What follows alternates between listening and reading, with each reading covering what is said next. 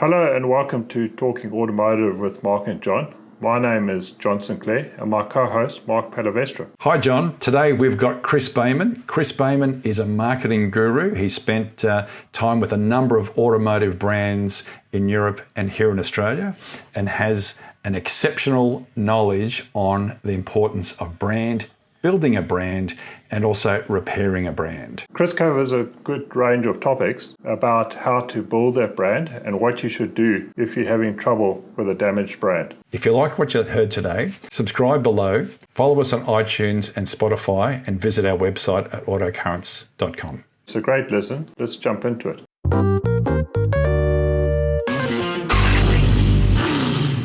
With 30 years' experience in auto logistics and state-of-the-art locations in 5 major Australian cities, Precar Fleet Services is an independent division of Precar Services, offering specialty fleet fit-outs for commercial applications ranging from simple tray and tow bar fitments to fully bespoke service body and accessory installation. With quality-assured safety, compliance and standardisation of vehicle builds, Precar Fleet Services are a premier all-in-one solutions provider for commercial vehicle fleet operators, leasing companies, and original equipment manufacturers. For further information on how Precar Fleet Services can assist in solving your commercial vehicle fit-out needs, please visit precar.com.au and click on the link to Fleet Services. Modera is a cloud-based, AI-powered CRM and retail platform aimed at digitizing the physical process of selling a car. The Modera platform sits between existing automotive dealer and OEM systems, providing car dealerships a quick and easy shift to digital ways of working, all done entirely digitally and with total ease. Hi Chris, welcome to the show. Thanks very much for joining us. Maybe just to kick things off, can you tell us what's a good brand? Thank you for having me on the podcast. Well, it's a wonderful thing in today's marketing world because everyone's a publisher. And I think there are probably almost as many theories about what makes a good brand as there are brands themselves, frankly. But I think, in this world, we overcomplicate things. And I like to try and keep it simple. To me, a brand is a combination of tangibles and intangibles are the rational things that you know about, attributes, etc. But the thing that gets really interesting is the intangibles, which is the big part. And the intangibles really come from experience that somebody has with an organization or a product. And that's a wonderful space to start exploring because, as marketers, we often sit there and we have these wonderful workshops and get everybody in and get every single thing that you can find and every bit of research. And we build these hypothetical what we want our brand to stand for and mind. That's all really good. But it only takes one tiny little thing to happen goes wrong, not dealt with in a great way. And actually all of that work's undone. So I think the brand really is defined not by the rational attributes, but the emotional experience that somebody has when they interact with a product, a service, a retailer, or whatever it is. And so, Chris, with that, as far as the emotions, what are those elements of the emotions that good brands do? What do good brands do with those intangibles? I think in the first place, they give you something to aspire to, something to look towards, some sort of purpose that they're driving towards. But then it just becomes much more about the interactions that they have with you, whether that's giving a bit of communication, whether that's about coming to the front door of a dealership and finding that there's mud on the floor, whether that's the way that the person looked at you when you walk into a retailer. Sometimes people look at you and you see them looking up and down and they're almost dismissive.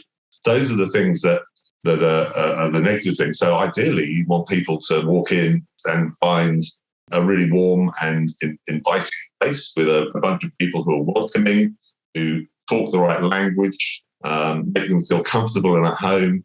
To me, those are the things that really make you feel good. And then the way you talk to people, the interaction that you have with them. And that's whether it's communication again or whether that's actually on a face-to-face basis. Good brands have a very consistent way of behaving. And it's the behaviours of a brand that actually define what people think about. And in my view, we don't own the brand. We define what we want the brand to be. But the trick is trying to find a way of creating the language and the behaviours in every touch point and every way that somebody might interact with you delivers a sense of authenticity with what it is that we're trying to be. And a brand has to be authentic. It's got to be born out of something that is believable and true, but it's also got to make you feel something through the behaviours. And what would be an example of those sorts of behaviours? So what do good brands do with behaviours? If you want to put it in the context of an automotive brand, then I think that the person that welcomes you in, asks you what it is that you're looking for, make sure that you get the attention that you want to get as you walk in through the door, offers you a cup of tea, actually gender neutral, so we'll talk to both people when they walk in. There's a husband and wife together, or recognise that the kids are there. Well, the good brands behave in a very, very consistent and human way. A good brand will do what it needs to do to deliver a great experience for a customer. That could be the smile when you walk in. So when you're on an aeroplane, often it's just the hostess smiling at you and saying, "Good evening," that'll make you feel good. You know that you're going to be served the same rubbery chicken. You know that you're going to, sorry, Mark, not on the point of the plane that you normally fly. The rubbery chicken that you get in the back of the plane where I often fly is going to be the same. But if somebody serves you with a smile and makes you feel welcome and makes you feel warm, then that's a great place to be, because that's the experience that you have of that flight. It's the same in any different kind of business you walk into. The way that you work is really, really important. So, that's got implications for how you actually manage a website. So often now I go to a website to look for something and all you get is the product and the price up front. And you go, well, is that actually what you want, the product and the price? I'm not sure. I was thinking I was going to buy it from you, but maybe I'll go and buy it from somebody else. I'm not quite sure that people really understand that consumers are always looking for a deal, but they do want to buy from somebody or buy something that makes them feel good about themselves, that actually makes them feel like they've had a good experience. So, you won't get onto Lufthansa and feel like you fly the friendly German skies, because that's just not the experience that you have. I'll tell you what, they'll be punctual, they'll be on time, and they'll be highly efficient, and hopefully give you a smile on the way through. Chris, just going back to that, because a lot of customers make their decision online before they even get to the dealership. So you don't have much chance to influence the brand, because the customers coming to the dealership have already made their decision. So what type of things do you do on your website to engage and create that friendliness? Well, if the customer's made a decision about the product and price they're going to buy, then what's the determining factor as to where they're going to buy it from? At the end of the day, if all you tell them is that you've got the product at that price and the product at another price somewhere else, or they ring up a dealer and he actually undercuts you by $1,000, then you're not going to get the deal if that's all they know about you. So what actually is it about you that makes you stand out and be distinct? Again, where the marketers come in, you sit down and you actually plan what sort of experience and promise you want to make that's above and beyond just the rational product and price messaging. Because ultimately, people want to feel that they're going to get a good service. I don't want to buy a car from somebody who then I feel ripped off. I don't want to buy a car from somebody who's not going to care enough to ring me up afterwards, or actually if I ring them afterwards with a question or an issue, not get back to me. You've got to have a sense of, well, who's the face? Who's the person that's going to deal with me and make sure that my experience is fantastic? And that's why manufacturers put so much money into dealer satisfaction surveys. But dealer satisfaction surveys are very much box-ticking exercises. They do it to a point. But when you come across a great salesperson, they're the person that's actually spoken to you before you come in. They're the person that makes you feel great when you're in the dealership. They manage the process with the finance person for you. And when you take delivery, which is your high point, they make you feel great about the delivery. And afterwards, they follow you up and see how you are. They ask if you've got any friends who'd like to come in and have that kind of experience. They're at the door of the service department when they bring your car in for the first service. Welcome you, see how you're doing. That's, I know, an awful lot of time for an individual to spend, but some people manage to be able to do that. Many don't. But I do think it's that element of service in the car industry and reliability and understanding that somebody is there on your side, not ripping you off and doing the right thing by you. So how do you put that onto your website? Maybe you have to bring the personality out, or the personalities out. Maybe you actually have to make some sort of service promise, as in, I don't mean as in fixing the car promise, but just the way that we interact with you. But the most authentic thing to do is to find a way of getting them into the dealership and just treat them well. Now, Chris, a question around brand. So we're still keeping it at this very high level, because when we talk about the authenticity and the behaviours, so just getting back to the brand and why brand is important and the goals of the brand. I'm just keen to get an understanding around that. So because we've got an OEM brand, which is the product, but then there is also the dealer brand that is selling the OEM's brand, and the two often blend in.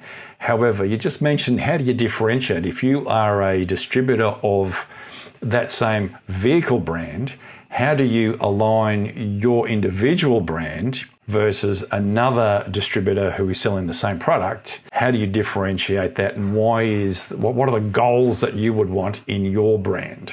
Well, it's complex, and it gets very, very hard because, customers will always take the opportunity to shop around before coming into a dealership. They'll always look at different websites. They'll always make phone calls into dealerships to try and get a quote.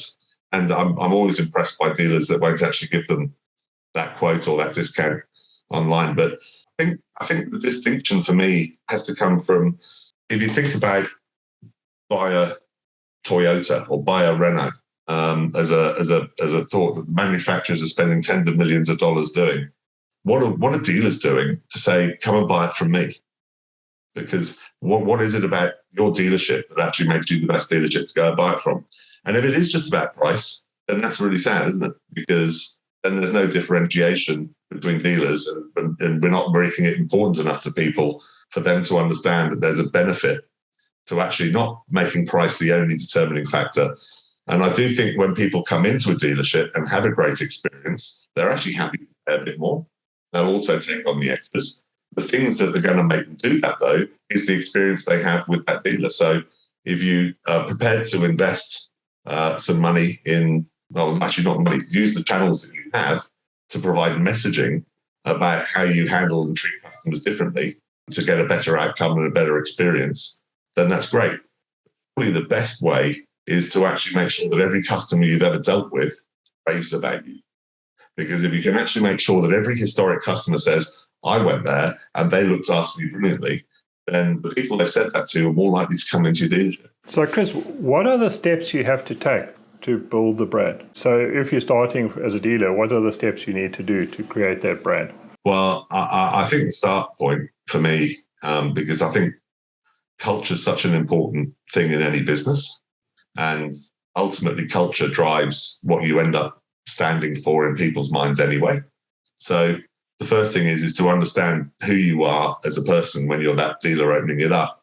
Hopefully you're a person who's got more than just personal gain for starting the business. You've got a passion for actually servicing customers or selling more cars, whatever that passion is. And then the kind of people that you bring on board to be your team is really, really important. So I'd start with recruitment, because I think that's absolutely critical. And then from recruitment, I go into training and making sure that you know that every person that walks into your dealership is going to be treated in the same way as you would want to be treated yourself. And I know that sounds trite, and people say that all the time, but it's really, really important. I've seen sales managers and etc. And you can see the customer turns their back and they're saying something to somebody else in a negative way about them. I actually think the positive talk, generosity of spirit that can happen in relationships that you build in a dealership are absolutely critical. And really, that's your brand, because it's the experience that somebody's having of you. I don't think as a dealer you have a huge opportunity to market your brand in the marketplace, but you do have an opportunity to be part of your community, and you do have an opportunity to leverage that by creating a great atmosphere within your dealership. And when the community come in, you give them the great experience that they go away raving about. Repeat business is fantastic, but referral business is gold.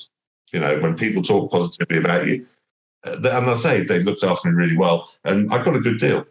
People don't really need to be going, I got the cheapest price in the marketplace, because ultimately that's just the cheapest price. And if they get the cheapest price, then they're probably going to understand that they're not going to get great service from there on. Chris, the other thing I was going to ask is, what's your view on process and systems? Do you think you should have a very structured approach, or do you allow your staff to have a gut feel for how they should be handling and running with customers? Look, I think there's a massive need for big picture process and definitely good systems. But I think a humanistic approach, the way that people are able to behave, is absolutely essential if you're going to build a great brand. So people have to be able to do the right thing. And you can put as much process in place as you like, but the way somebody responds to a Facebook post can have as much effect on your brand as all the dollars you can afford to spend. So just making sure that if somebody complains, by the way, I think when somebody complains, that creates one of your greatest opportunities to enhance your brand, not only with that individual, but with everyone they know. And if it's in a public domain like social media, with everyone that sees it. Because the way you respond to things is absolutely, it's just a wonderful opportunity, a really positive brand dynamic. That doesn't mean when somebody complains, you have to fix their problem, bear all the do it. It's actually just the way you talk to them and the way that you manage it and get to a good resolution. And now, Chris, what resources do you need to use to build a good brand? What are the tools in your kit bag? I think any channel to a customer is there to be used. And I think you should be using those, whether that's any advertising you do, your website, your social media, any sponsorships that you have, any relationships you have with clubs, any involvement in motorsport, and anything that you do in any of those areas is really important. But those are driven by having the right team on board and making sure that the team are actually just very human and warm and dynamic and understanding or empathetic enough to understand a customer's needs and listen enough to be able to deliver against those needs when they can. And if not, find a mutually beneficial solution. I think it comes a lot down to the human resource. So people in a process would be a fair starting point. Yes, absolutely. I don't think it's easy to go beyond the power of people in the way that you are. Certainly, if you look at the reverse, if you don't have the right people, you'll know it, because your business will fall away and it'll make your life much harder. And another one for me is, how do you fix a damaged brand? Because what we see is there'll be businesses that have had meteoric rises, and then the danger is if you don't have the foundations in place, it can drop away quite quickly. Or there's an event that occurs that damages your brand, and Facebook, people, social media grabs it and just runs with it. How do you fix a brand that is tarnished? Because there are brands that you start, so you're starting from zero and going up, but there are other brands that are actually sub-zero that are very negative. How do you do that? And do you have any examples of some processes? A brand that has a major hiccup, let's say, has a bit of a crisis that happens. There's no smooth and easy fix. It's not something that you can do overnight. But hopefully, to start off with, if you've actually had a strong brand and actually done a lot of positive things, it'll take an awful lot to turn people away from you, because they'll question, well, I had a really good experience. I don't quite understand why that happened. Actually, I've always liked that brand, or I've always liked that. That's a shame. I wonder what happened there. But there's still a fixing job to do, you're quite right. And start the fixing process, you really need to understand the essence of the issue that was caused and actually how people feel about that. But not just in a blanket sense, but actually really research it and get into the detail of what it is that each kind of group might actually feel about it. Because until you understand what emotional impact that might have had on people, it's very hard to. But I think, the first thing I always think is a good place to be, unless you absolutely, it wasn't your issue, is to apologise. Because I think an apology as a brand goes an awfully long way. And I don't mean one of those glib apologies that celebrities give to celebrities now, or whatever happens in the social media space. I mean a genuine, we're sorry, we might have got that wrong. Actually, there's the opportunity to start turning it into a positive, because then you can ask the question, we're sorry, but actually we'd love to hear from you how that impacted you, so that we can help try and resolve the issue, not for the person who might have actually been impacted or the number of people who are impacted, but actually from a broader context, and start making a discussion point, and then just be authentic.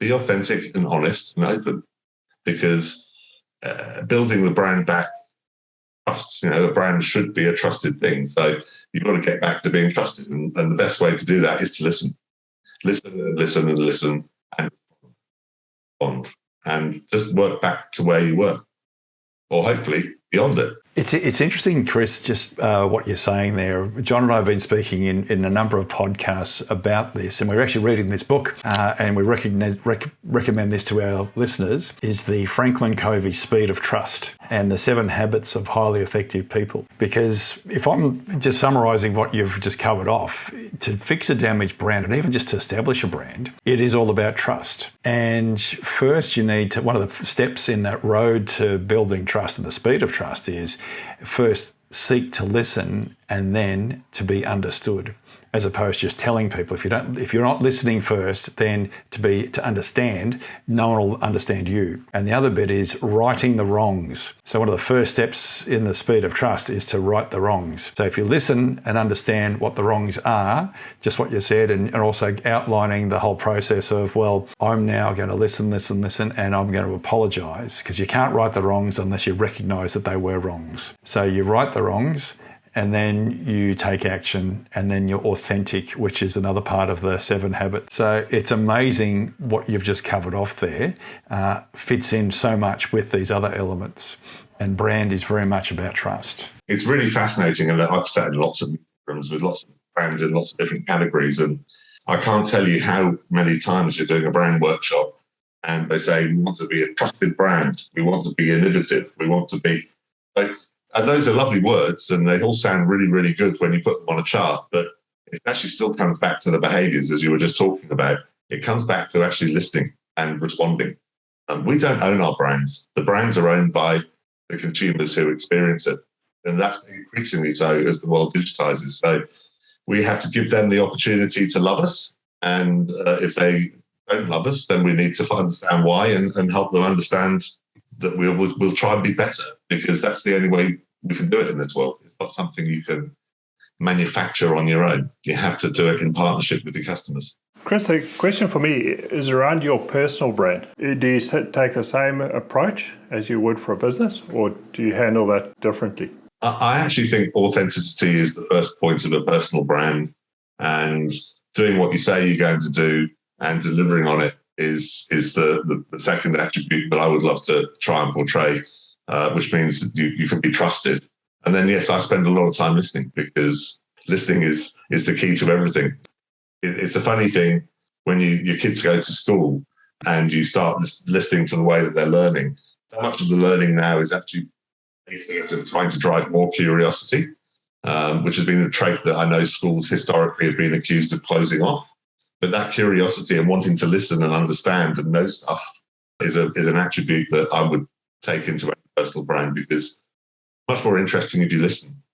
You're much more interesting if you listen than if you actually just talk, which is ironic, isn't it? Because I'm just sitting here talking. It's things you forget, and you rush around and you try to do all these other things, think, well, we need to advertise more, we need to do this. You need to actually step back and just reassess what you're doing and how you're doing it. And that will drive the success. That's a difficult part to do. Well, it is. I mean, because once you get into the midst of the maelstrom of trying to meet sales targets and everything else, your behavior can change. But I think when you find great people, they actually are able to stop themselves and actually go, no, hang on, I've got to make sure I do this right rather than just do this in time, because ultimately doing it right will end up leading to more custom, more business, more sales down the track. So very easy to get caught up in trying to hit a target. But that's why I think organizations need to probably incentivize people differently. I think incentivizing people for their behaviors is a much more valuable thing to do than incentivizing them for their output. And you look at the way the stock market works nowadays, everyone wants a return in this financial year. So, you look at the big corporates, if it's not material to what they're going to make this year, they're very often not interested in making an investment. Well, I think a good brand goes beyond that and invests in itself continuously. And the way it does that is by behaving in a consistent manner. It's funny, Chris, what you just outlined. Even the share market behaves strangely. if you look at automotive companies, the brands like the General Motorses and the Volkswagens, the Stellantises of the world, even the Renaults of the world, Renault-Nissan alliances, it's all about return on investment. You know, the ROI has got to be 6%, got to be 8%. And there's so much focus on that. And yet the biggest automotive brand that the share market is throwing billions of money at in valuation that outstrips all the brands, the top 3 brands combined, if more actually, Tesla. Tesla doesn't deliver a return, but it actually has all those behaviours and has probably the strongest brand in the auto world. It's only a new brand, but it actually doesn't deliver the financial return. It doesn't have the traditional targets. It doesn't have the traditional KPIs that all the other OEMs are working to. And it's almost like they are hobbled because they're so focused on the financial return to shareholders that they chase the targets, chase the wholesale targets. They manipulate the manufacturing so that they produce the most profitable vehicles into the most profitable markets and not supply the other markets that are less profitable. It's just incredible that brand, really, you've just given some examples there that when you look back and go, well, hang on a second, these guys are miles ahead because they actually do these things right. Yeah, it's interesting, isn't it? Because I would argue that the rise of, and this is very controversial, but the rise of the MBA in the last 25 years has done more damage to business than anything else. MBA thinking, process thinking, has actually been incredibly destructive to corporate value, because there's no reason that corporates should not be much bigger than they are. They should be much more than they are, but they constrain themselves by actually being process thinkers. And I think one of the great benefits when you do a startup in this, this post-.com world that we live in, like such as Tesla, is the promise of what you're doing that actually people can invest in. But organizations that have been around for a long time have lost that promise. They've lost their purpose in many respects because, let's talk about the banking sector. The purpose of a bank many years ago was to actually make sure that people had somewhere safe to keep their money and to lend money safely to those who could afford to repay it. Well, that doesn't really describe the banking system in which we're in at the moment, does it? Because they became public ownership. There's nothing altruistic about the banks. There's nothing altruistic. They all want to sound like they're altruistic. They want to make it sound like they're doing something on behalf of somebody else to help somebody else. But the reality is, and by the way, things like the Lloyds Bank in the UK with their campaign, We're Listening, that was their start point for many things. And all that ever happened to them was everyone will give millions of examples of when they didn't listen. Organizations that are authentic and actually have a purpose have the opportunity for growth that is beyond anything. It's unreasonable growth. And that's what great brands can do. I would argue that too many businesses have become about the business and the brand has lost its purpose. It's a shame. But building that purpose back, fixing the damage that's been done over the years is still possible. But what you do need to do is you need to look at the whole machinations of what happens in the business. People have to be incentivized, if they need to be incentivized and paid bonuses, they have to be incentivized for the right behaviors, not for the wrong behaviors. And so many of the great crises we've had in our financial markets over the last 20 years have arisen when people have been incentivized to do the wrong thing.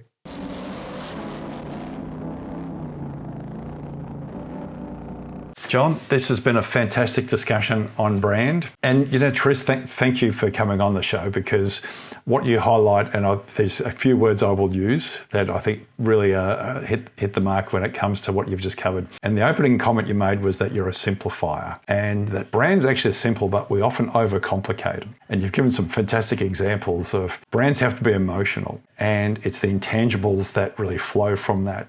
And those intangibles are reinforced by the behaviours and language that the brand and the people who operate the brand use, because fundamentally the brand is not owned by the individuals, it's owned by the consumer. The customer has the impression of the brand. So when we look at the authenticity, if there's a disconnect between what the brand stands for or what the business conducts versus what the brand story they're trying to tell, people will see through that straight away, and the brand experience is bad, and therefore the brand is damaged. and the outcome is bad. And then the key word you talked about also is trust, because it really then drives the culture. The culture of an organisation aligns to the brand. If the business wants to stand for a particular objective, but if the behaviour doesn't align with that, and that has to be set by the leadership team. The leadership team have to align and sign up to that culture and those values. Because if there's a disconnect, if there's just a push to get volume or a push to get a profit without putting the customer or the brand values as the number one process, that business will not last long term operating in that way, because customers will walk, or they will, when the opportunity arises, they will go to alternative suppliers. So the key there is bringing people into the team and training them appropriately so that they do build on the values that are set up by the leadership team. And then if you have a damaged brand, the important thing is to recognise that it is damaged and right the wrongs. And a good starting point is with an apology, but very much so about listening to all the stakeholders in the business, to then work on the action plan to turn around and basically get back to what the 7 habits talk about, which is do what you say you're going to do, listen first, right the wrongs, apologise, but then actually put an action in place to restore the brand back to what the values were. But you still have to be genuine. You can't pretend to be something that you're not. So it's all about humans, it's all about emotion, and it's all about authenticity and having the language match the behaviour to what the brand stands for. And really, when you summarise it that way, Chris, it is actually really simple, but business objectives get in the way. And if we don't recognise and reward the behaviours, we just focus on the outcomes, the behaviours are going to be different because they're going to be focused on an outcome that will then be in a disconnect to the brand.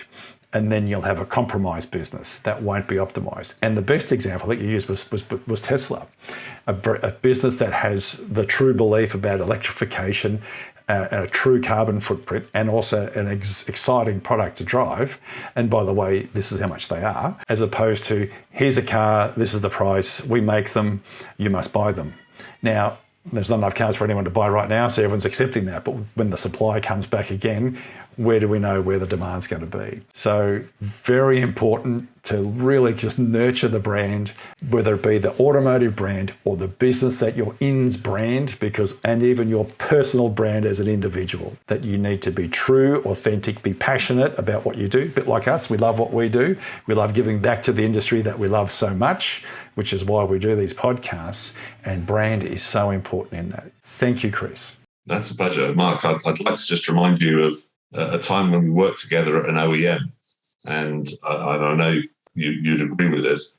One of the great things that you and I shared was an ability to communicate with each other every day as a sales director and a marketing director.